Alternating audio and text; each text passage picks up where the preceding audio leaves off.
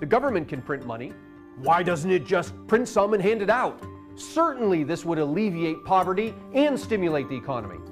Modern economies use money so intensely that sometimes we forget what money is. Let's go back and look at why money was invented.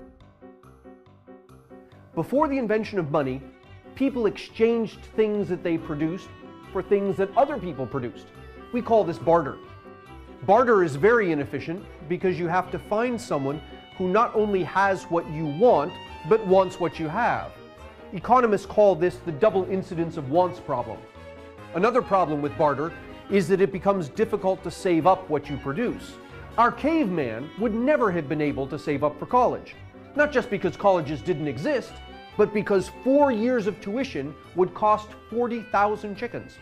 As our caveman's chickens hatch, he puts them in a pen.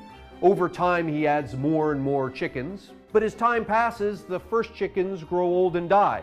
Our caveman is never able to save for college because chickens don't last long enough for him to save up enough chickens to pay for college. Economists call this the retention of value problem. Money solves both the incidence of wants problem and the retention of value problem. Money is simply an IOU that people can keep and exchange more easily than they can keep and exchange physical goods. With money, any caveman can trade with any other caveman, regardless of what they produce. Because now the first person has to want what the second person has, but the second person doesn't need to want what the first person has. He can use the money to buy from someone else. Money also solves the retention of value problem.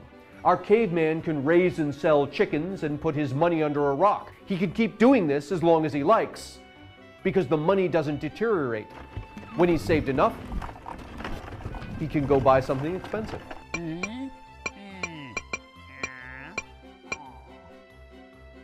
Now that we remember why we invented money in the first place, it becomes clear why printing money won't make people richer. Money is valuable because people will give you goods and services in exchange for the money. Money derives its value from the goods and services. Printing more money doesn't make more goods and services appear. It simply spreads the value of the existing goods and services around a larger number of dollars. We call this inflation. The average price level is like the number of dollar bills divided by the number of goods and services. Ultimately, doubling the number of dollar bills simply doubles prices. If everyone has twice as much money, but everything costs twice as much as it did before, people aren't better off. People aren't better off because our wealth comes not from money, but from the goods and services that money buys.